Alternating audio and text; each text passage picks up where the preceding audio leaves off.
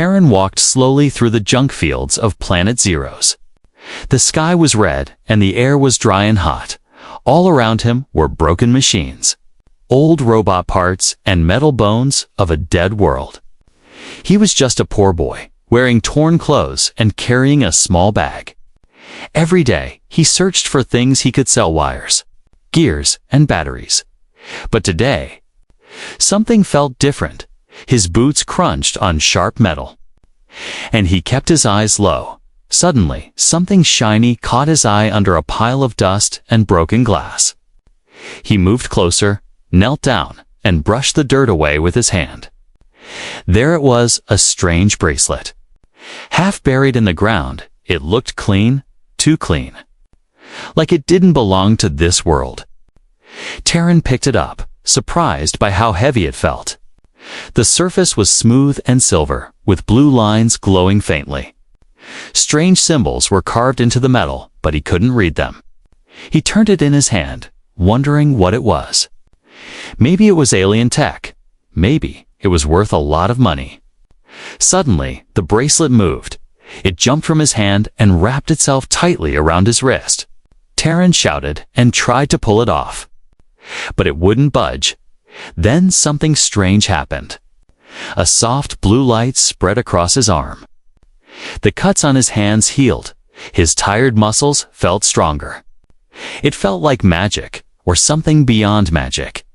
"What are you?" he whispered, his voice shaking. He looked around, but no one was there. No one saw what just happened. But somewhere far away, someone did, on the other side of the galaxy.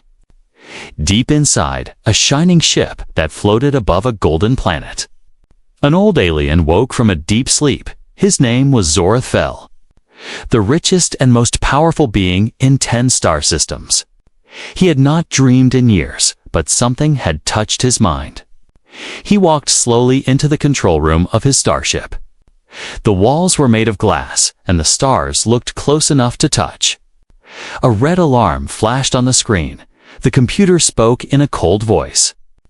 "Bracelet signal detected." Zorath stared at the screen. His eyes wide, a glowing image appeared, showing the shape of the bracelet. He stepped closer, his hands trembling. "This is not possible," he said. "That bracelet was lost long ago." His crew looked confused. But no one dared to speak. Zorath turned away and walked down a quiet hall. He stopped at a locked door, placed his hand on the scanner, and waited. The door opened, revealing a small room filled with old things, books, maps, and one photo. He picked up the photo with care. It showed a human woman, young and beautiful, smiling at the camera. She wore the same bracelet now shown on the ship's screen. Zorath's voice was soft, full of pain. "I gave it to her," he said. And she disappeared, back on Planet Zero's. Terran stood under a broken tower. Staring at his wrist, the bracelet was still glowing. And his skin felt warm. He didn't know that someone far away had just seen him. He didn't know that ships had already left their homeworlds, coming toward him fast, behind a metal wall. Someone else was watching. A tall figure in black armor held a scanner in his hand. He spoke into a small device, his voice cold and sharp. "We found the boy," he said. "He has the bracelet." The sky above Planet Zero's was quiet. But not for long. Dark shapes moved among the stars, heading toward the poor planet. Terran was just a boy in rags, looking for scraps. But now he was something more. Something dangerous, something powerful. And he had no idea what storm was coming. Zorath sat alone in the dark room. The old photo still in his hands. He had not touched it in years. Not since the day she disappeared. The woman in the picture was smiling, her eyes full of light and hope, and on her wrist, the same bracelet now glowing on the poor human boy's arm. The signal had come after so long, after he had given up. But now it was back, and with it, a flood of memories he had buried deep inside. Zorath was not just a leader or a billionaire. He was once a traveler. A young explorer who flew between stars with a curious heart. He had visited Earth a long time ago, when humans were still learning about space. That's where he met her Alara, a human scientist working in a small lab. She was smart, fearless, and kind. He had never met anyone like her. They shared stories, dreams, and in time, something more. He gave her the bracelet as a gift, a bond token from his people. It was rare, priceless, and living.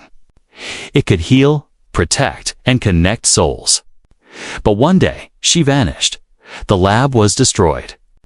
Her name erased, no body found. Zorath searched for years. Spent fortunes, but found nothing. He finally believed she was gone forever.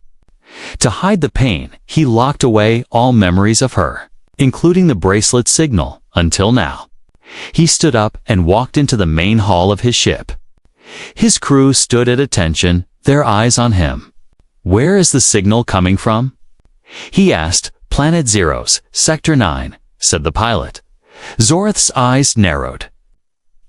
That was a mining world, poor and forgotten.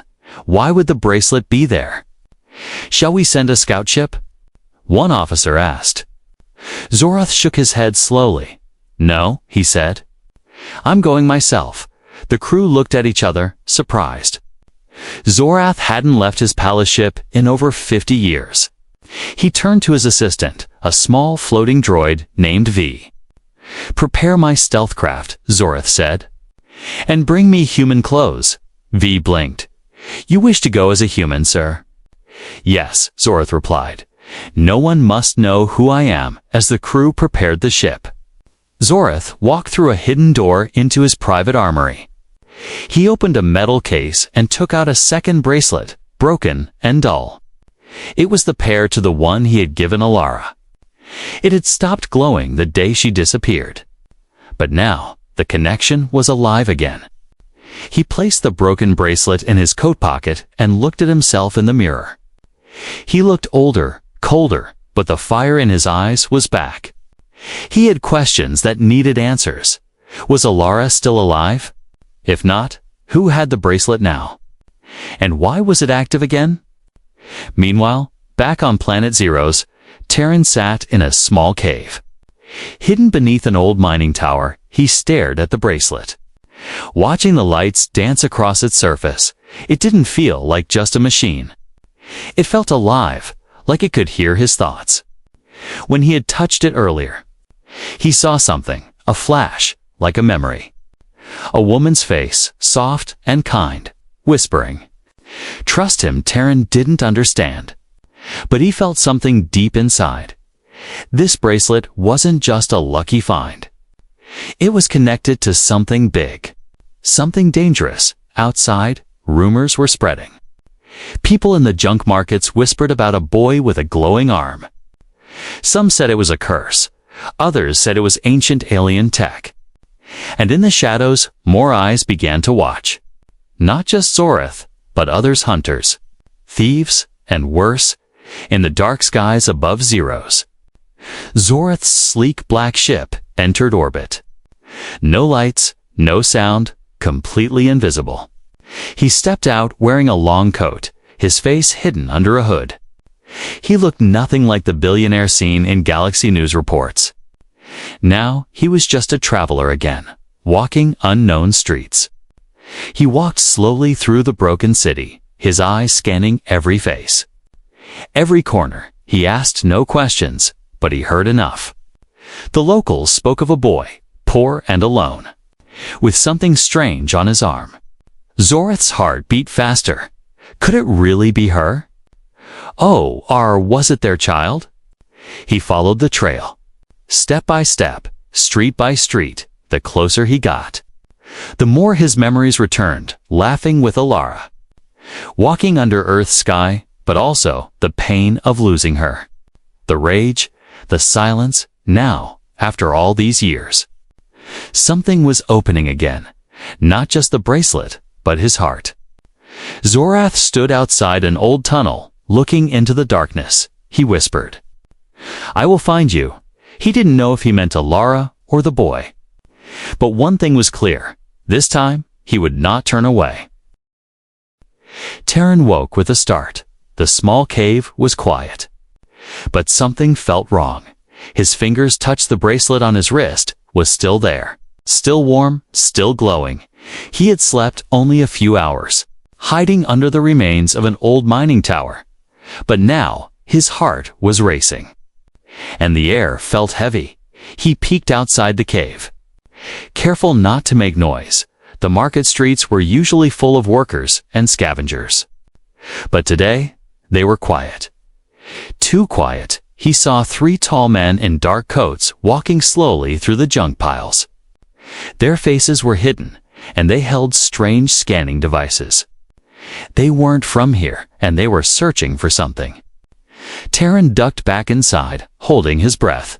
"Are they looking for me?" He whispered to himself. It had to be the bracelet. The moment he found it, everything changed. People started noticing him, watching him. And now, strangers were here. Asking questions, he grabbed his bag, stuffed in a few tools, and ran out the back of the cave. He moved fast.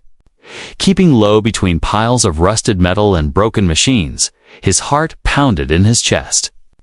He had grown up in these junkyards, and he knew how to disappear. But these men were different. They moved with purpose. Like hunters, as he reached an old service tunnel. Someone stepped in front of him. "Terran," said a voice.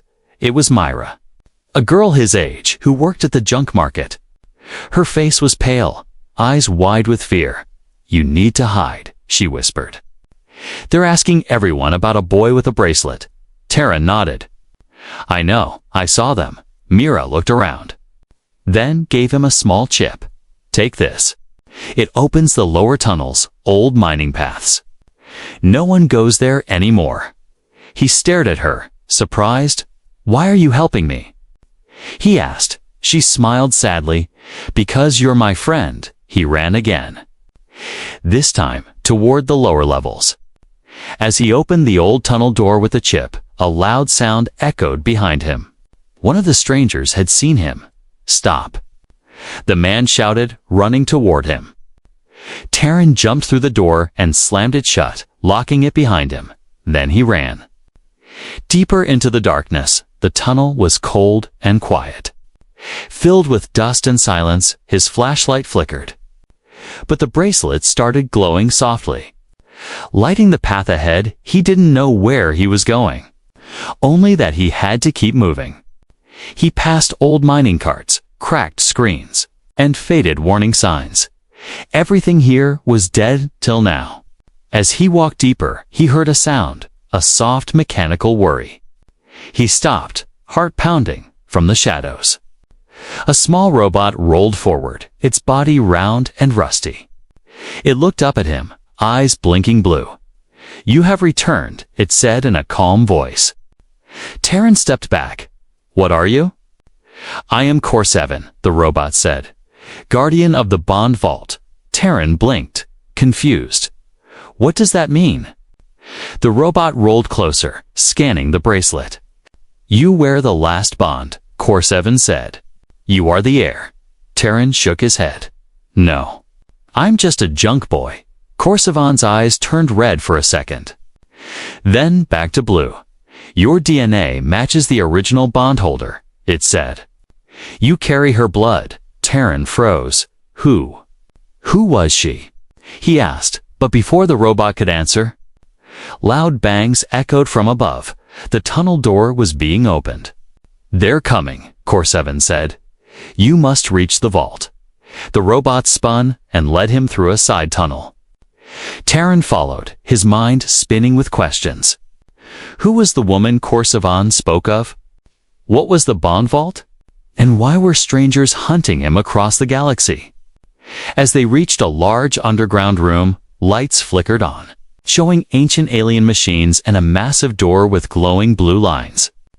The robot turned to him. "Place your hand on the door," it said. Terran did, and the bracelet pulsed with light. The door began to open slowly, revealing stairs that led down into blackness. Back on the surface, Zorth stood at the edge of the tunnel. He had heard the reports, seen the scans, and now he felt it stronger than ever. The bracelet was active, close. He looked into the dark. "I'm coming," he whispered, "whoever you are," and in the shadows behind him. The hunters arrived, but they were not after answers. They were after power. Asterisk Zorith walked alone through the old mining streets of Zeros. The dust in the air tasted like metal, and broken lights flickered overhead. He had been to many planets in his long life, but this one felt heavy. Not because of the place, but because of what he was starting to remember. The closer he got to the signal, the clearer the memories became. He saw flashes in his mind-bright Earth sunlight. A small lab filled with laughter, a woman's smile, Ilara. Her name echoed in his mind like an old song. He had loved her with all his heart. And when she vanished, a part of him vanished too, now. Her bracelet was active again, and it was on the wrist of a boy. Zorith had seen the Fadija grainy video from a junk market camera. A thin human boy running through the metal piles. Eyes wide with fear, and on his arm, the silver band pulsing with blue light. Zorith knew that bracelet would not bond to just anyone. It needed a connection. It needed blood. He sat at a dusty table in an old food stall, listening to people speak. Some said the boy had vanished underground. Others said he had help. Zorith heard the name Terran, whispered between bites of stale bread. He leaned back in his chair, his hands shaking. Could the boy be Ilara's son? Meanwhile, deep in the underground vaults, Terran followed the robot Core 7 through long halls filled with glowing walls and alien machines. He didn't know where he was anymore, but he felt something in the air, something old, something alive. The bracelet on his arm guided him forward. Lighting his steps, his heart beat fast, not from fear, but from something else. He felt drawn to this place, like it knew him. They reached a large round chamber where the walls were covered in strange symbols. Core 7 stopped, its eyes turning gold. "This is the Hall of Memory," it said. "The truth is stored here." Terran stepped forward. His hand brushing the wall, suddenly, light burst out in front of him. Forming a floating image, a woman appeared, young. With kind eyes and dark hair, she looked straight at him and spoke. "My name is Ilara," she said. "If you are seeing this, then you carry the bond." Terran's eyes widened. "I left this message for the future," she continued, "for my child. Or for someone who carries my blood." Terran's legs shook. He was not ready for this. Ilara's image spoke of Zorith, of their love, of the day she disappeared. She had not died. She had gone into hiding. Powerful forces wanted the bracelet. Wanted to use it for war. She had taken it and run. She had hidden herself deep in the stars, and in time, she had a son. Terran's breath caught in his throat. "Was that me?" he whispered. The message ended with one last sentence. "Trust the one who gave it to me," she said. "He will protect you." Terran sat down, overwhelmed. He didn't know this woman. But her voice felt familiar. Warm. Was she really his mother? Was she telling the truth? And who was the man she spoke of? Back above ground, Zorith walked into a small room filled with rusted datapads and broken records. He found an old machine and placed a tiny crystal chip into the slot. The screen flickered, then showed a single file project bond. He opened it, and there she was again. Ilara, younger, laughing, holding a newborn baby in her arms. Zorith's chest tightened. The child's name was on the screen. Terran. He staggered back, his mind spinning. "She had a son," he whispered. "My son." The bracelet had not just found someone random. It had returned to its family at that moment. A loud boom shook the ground. Zorith rushed outside and saw smoke rising from the tunnels. Hunters had arrived, mercenaries with cold hearts and cruel weapons. They were tracking the same signal, but not for love or truth. They wanted the bracelet's power. Terran, still below, felt the ground tremble. Corseven turned quickly, its voice urgent. "They've breached the upper vaults," it said. "You must leave." But Terran shook his head. "I need to know more," he said. "Who was my father?" The robot paused, then spoke quietly. His name was Zorath Vel. Terran's eyes widened. That name, he had heard it before. In news clips, in stories, a galactic ruler. A billionaire with a mysterious past. And now, he was here, somewhere above. Father and son were moving closer with every step. One searching for answers, the other running from danger. Neither ready for the truth that waited in the dark. The ground shook as explosions echoed through the tunnels of Zeros. Dust fell from the cracked ceiling. An ancient machine sparked to life as alarms blared through the silence. Terran stood frozen, staring at the robot Corseven. The words still ringing in his ears. Zorath Vel. His father, the name felt heavy. Too big to understand, but there was no time to think. No time to ask questions. Corseven moved quickly toward the vault's door. "The hunters have breached the outer ring," it said. "They are coming for the bracelet." Terran clenched his fists. His heart racing, he didn't know who they were. But he had seen enough in the shadows to understand one thing: they would kill to get what he had. And now they were here, in the sky above. Black ships hovered over Zeros, silent and deadly. From them dropped armored soldiers with glowing eyes and sharp weapons. These were not bounty hunters or thieves. They were elites, trained to fight, trained to hunt. And they had only one target: the boy with the bracelet. Zorath watched from a rooftop. Hidden in the dark, he saw the ships arrive. Saw the hunters spread across the city like poison. His jaw tightened. He had feared this day would come. The bracelet was too powerful, too rare, and now that it was active, every dark force in the galaxy would come to claim it. He pressed his communicator. His voice sharp. "V. Activate my private guards." Full cloak mode, the voice of the droid answered. "Understood." Deploying, Zorath jumped from the rooftop and disappeared into the smoke. He had to find the boy before the hunters did, deep underground. Corseven opened a hidden path behind the vault. "This way," it said. "We must reach the relay tower. It will send your signal to safety." Terran followed. Confused and scared, "I don't want anyone to find me," he said. Corseven turned its head. They already have, as they moved through the dark halls. A voice echoed from a speaker above. "Terran," it said, cold and calm. "We know you can hear us." Terran stopped, his blood freezing. "We do not wish to hurt you," the voice continued. "But you have something that belongs to us." Corseven's eyes glowed red. "Lie detected," it said. Terran kept moving. But fear crawled up his spine. Suddenly, the tunnel ahead exploded. And fire rushed through the air. 3 hunters stepped through the smoke. Weapons raised, Terran turned to run, but Corseven stood between him and the attackers. A blue shield appeared around the robot, and it shouted, "Go now." "I will delay them." Terran hesitated, then turned and ran. His legs moving faster than ever before, behind him. Corseven fought with blinding lights and sharp sound blasts. Terran didn't look back. He couldn't. He had to survive.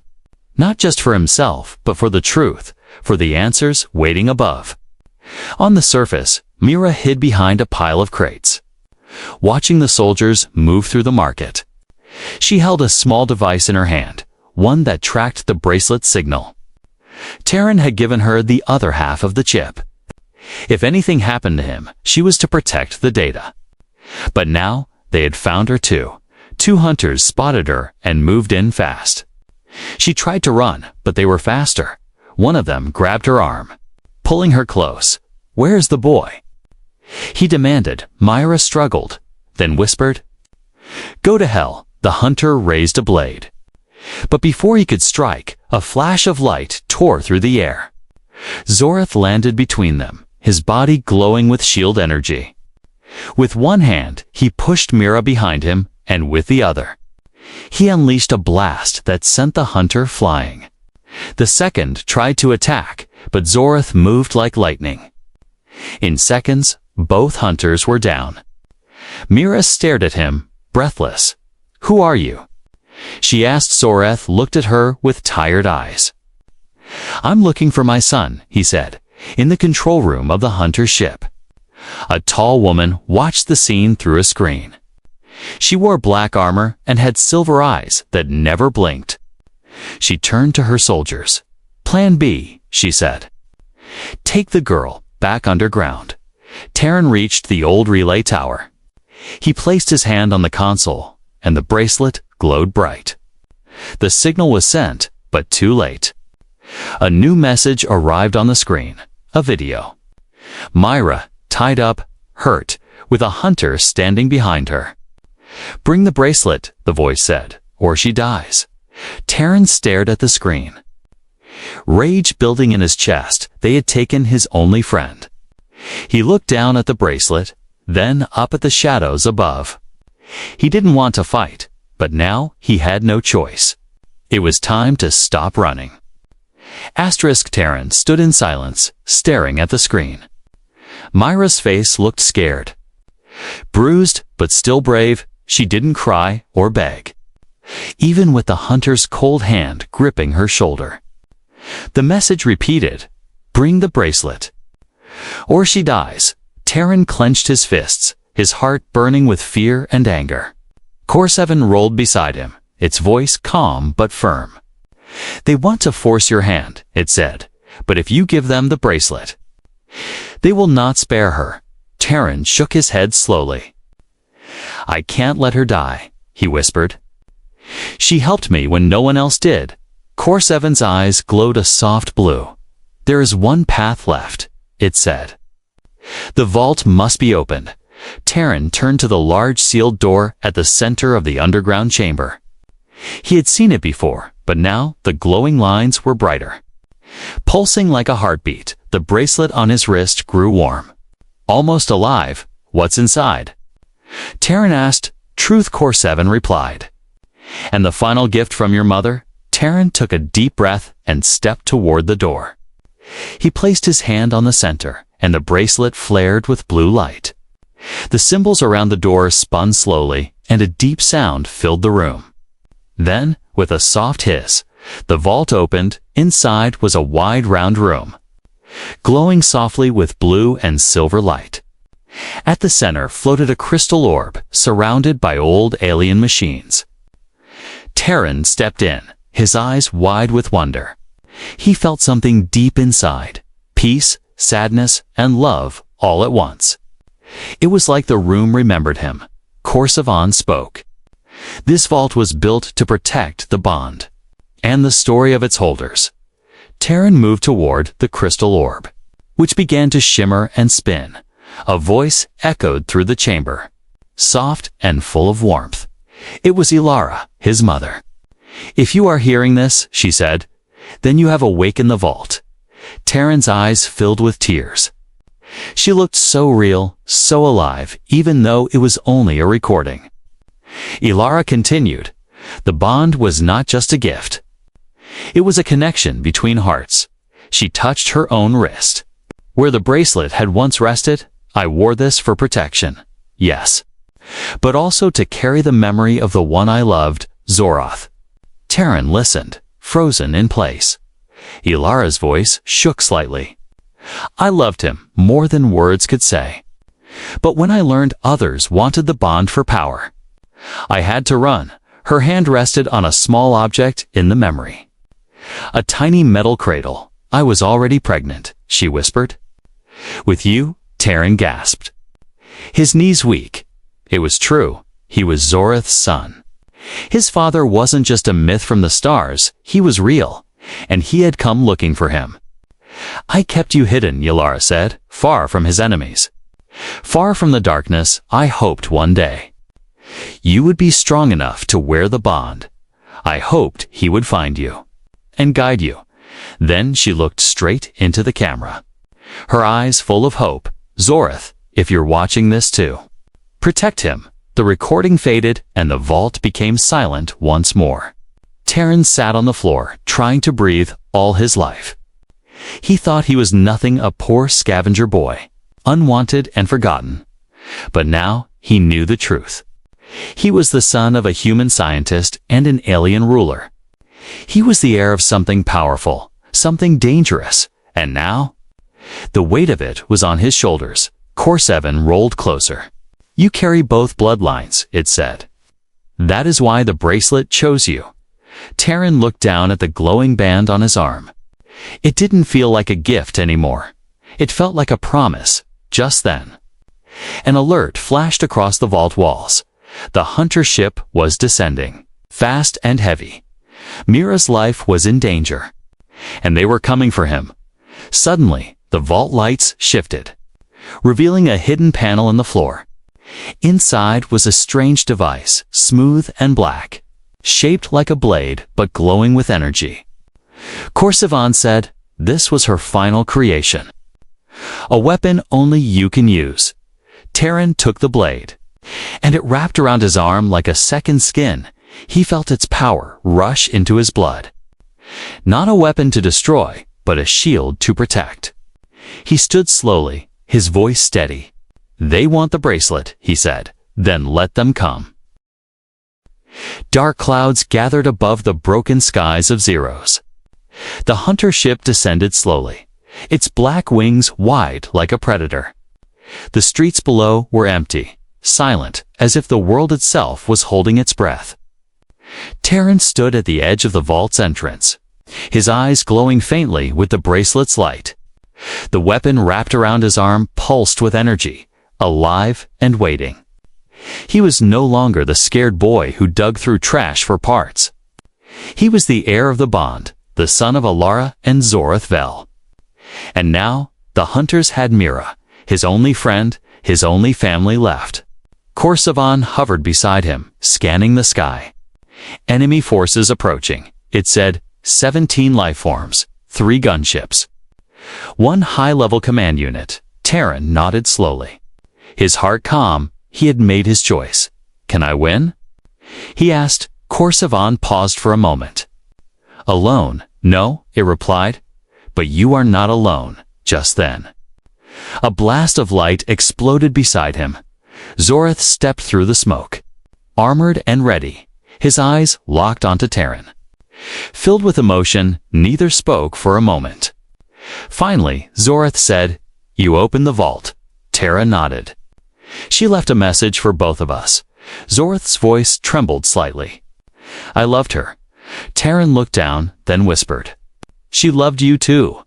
The silence between them was heavy, but not cold. Zorath stepped forward and placed a hand on Terran's shoulder.